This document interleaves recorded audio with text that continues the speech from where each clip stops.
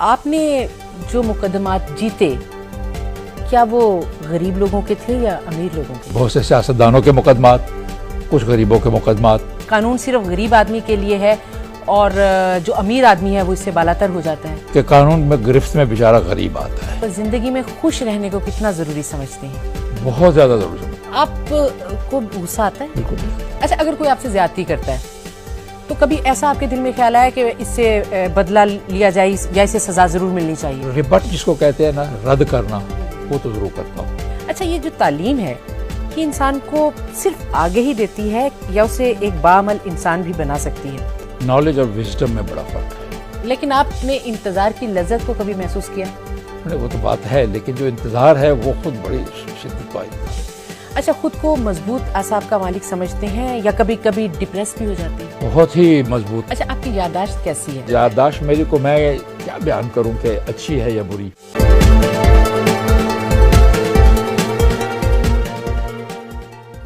नाज़रीन, welcome back.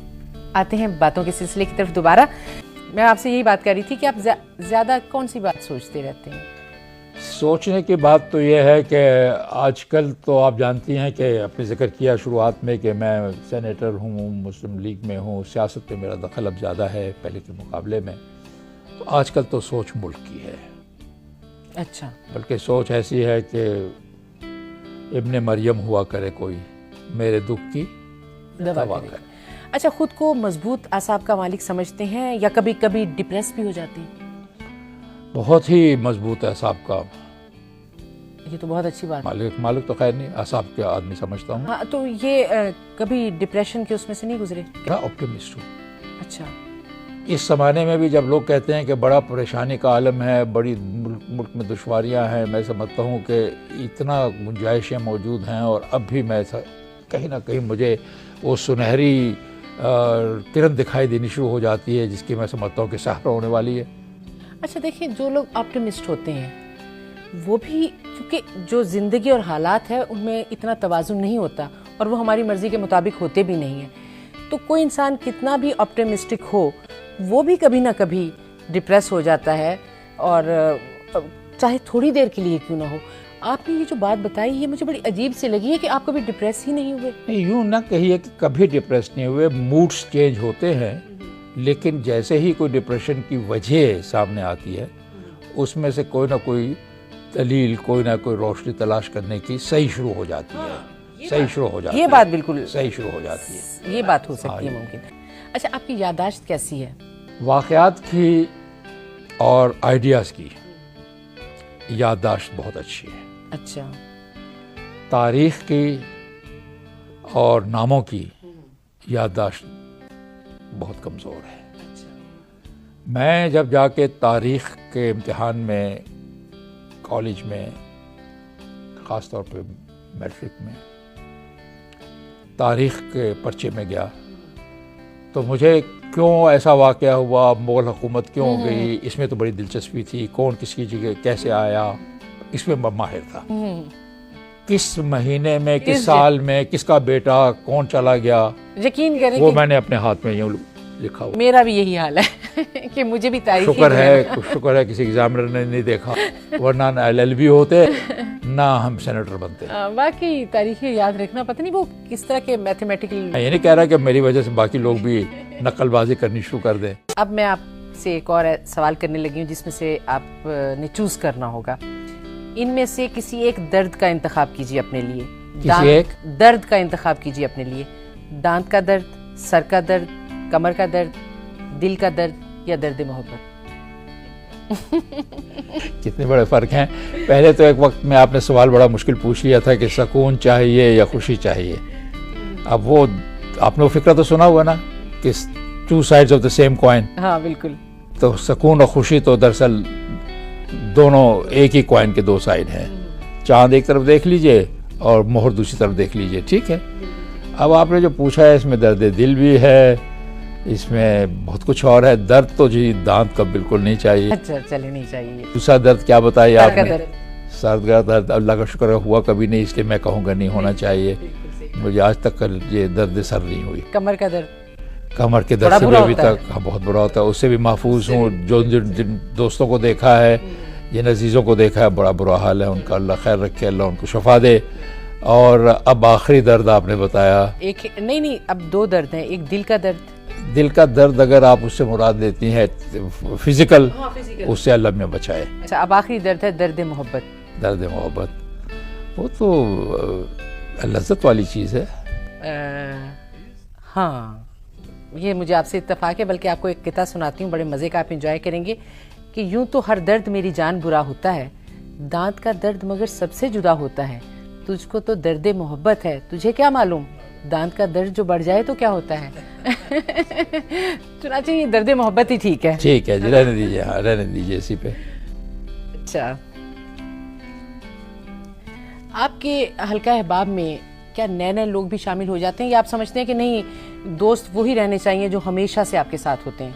आपको सच्ची बात बताऊं जी कि जो पुराने दोस्त हैं कॉलेज के ज़माने के, उनसे मिलने का और उनके साथ मुलाकात जब होती है, माहौल ही अजीब होता है, सूरत हाल ही अजीब होती है।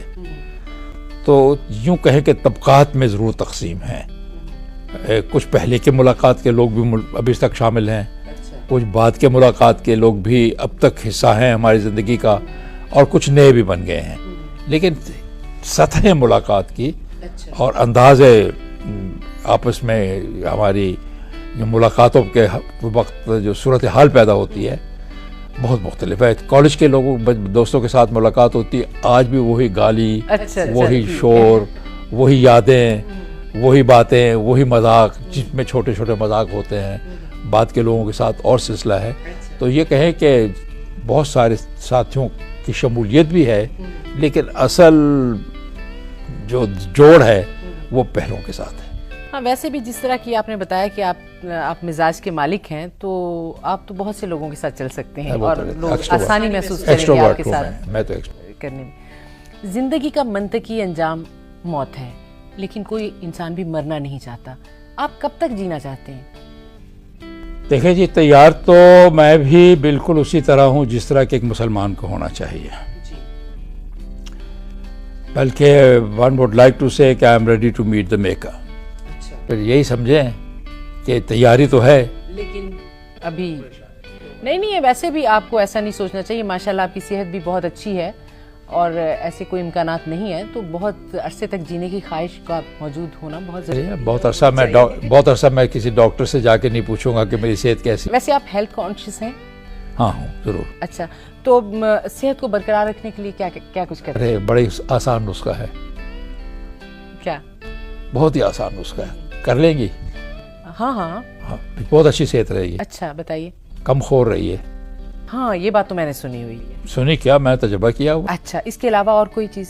सुबह की सैर कर लेता हूँ। हाँ, ये भी सुना हुआ है। जरूर करता हूँ। और कुछ बताइए। और आप सुकून कहती हैं, मैं खुशियों को तलाश करता हूँ, खुशियाँ बहुत मुझसे आ जाती हैं। ये जो तीनों टिप्स आपने बताए हैं ये बहुत अच्छे हैं और आसान भी हैं, लेकिन इसके बावजूद लोग नहीं कर पाते, ये क्या वजह है? उन्हीं से पूछेंगे किसी वक्त क्यों नहीं करवाते हैं। हम तो अपनी बात कर सकते हैं। मैं आपको ये कहा कर, अपने दोस्त से कहा करता हूँ, हर शख्स का अपना मिजाज है। कोई किसी तरह रहना चाहता है, कोई किसी तरह रहना चाहता है। जिस तरह कोई आप रहें उस तरह खुश रहें। अच्छा बताइए, कौन सा नशा सबसे ज्यादा मुहलिक है? सियासत का नशा, शराब का नशा, मोहब्बत का नशा, हीरोइन का नशा या ताकत का नशा? सियासत का। ठीक, आपने एक वर्ड में बहुत अच्छा जवाब दिया। अच्छा, मजहब को डिफाइन कीजिए, मजहब क्या है? मजहब को मुख्तलिफ लोग आप मेरी डेफिनेशन मांगते हैं या जनरल डेफिनेशन मांग रही हैं आप? चलिए मैं अपनी डेफिनेशन बता देता हूँ। एक तो पहले आप जनरल डेफिनेशन दीजिए, फिर मैं आपसे अगला सवाल करूँ। महात्मा बुद्ध भी निकले मालूम करने के लिए कि दुनिया में इतनी मुश्किलात क्यों हैं, मुसीबतें क्यों हैं, परेशानियाँ क्यों हैं। जाके एक दरख्त के नीचे बैठे और उनको एनलाइटनमेंट आई और उसने मज़हब बना दिया। और इसी तरीके से मुख्तलिफ मज़ाहिब हैं, सब की तलाश और जुस्तजू जो है वो एक सच की जानिब है कि ये हम किस लिए हैं। जैसा गालिब ने पूछा था ना बार बार बड़ी के डबोया मुझको होने ने, मैं ना होता तो क्या होता, यानी मैं ना होता तो क्या होता। इसका जवाब जो हासिल करना है ये है असल इस वक्त हुआ है एक शॉर्ट ब्रेक का।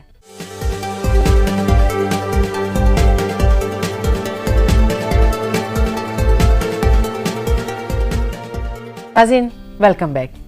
आते हैं बातों के सिलसिले की तरफ दोबारा। ठीक है, अच्छा वैसे तो आपकी गुफ्तगू से हमें इल्म हो ही गया है कि आपके दोस्तों की तादाद ज्यादा है, लेकिन फिर भी कोई दुश्मन भी है? जरूर होंगे। कहते हैं ना कि उसके दुश्मन है बहुत आदमी अच्छा होगा, तो दुश्मन का होना भी जरूरी है ना? जी जरूर हैं, कुछ लोगों को पहचान भी सकता हूँ जिनको मेरे मुतालिक अच्छी राय नहीं है, मेरा ख्याल है कि हैं। क्यों नहीं है राय उनकी अच्छी? ये मैं क्या आपको बताऊं, ये तो मुझे जी तो नहीं चाहता कि मैं वो मुझे बुरा समझें, लेकिन मुमकिन है कि मैं उनके मुकाबले में उनकी जो अपनी सोच है उसके मुकाबले में मैं उसके माकूस हूँ, उसके बरक्स हूँ। तो मौलाना रूम कहते हैं कि एक आदमी दूसरे आदमी के लिए आईना बन जाता है और उसका कैरेक्टर उसके ऐसा शीशा बन जाता है उसके लिए कि वो उसमें अपनी शक्ल देखता है, और जब उसे अपनी शक्ल या अपनी सोच इस सोच के मुकाबले में, इस शक्ल के मुकाबले में बुरी लगती है तो वो उसका दुश्मन हो जाता है। मुमकिन है ऐसा हो गया हो कुछ लोग। हाँ जाहिर है, मैं किसी के लिए आईना बन गया हूँ और उसको अपनी शक्ल अच्छी ना लगती हो मेरे में, नहीं जिंदगी में दुश्मन भी होने जरूरी है, इसलिए दुश्मन हो जाते हैं, दुश्मन हो जाते हैं। अच्छा, वो सूरत हाल जिसका आप सामना नहीं कर सकते?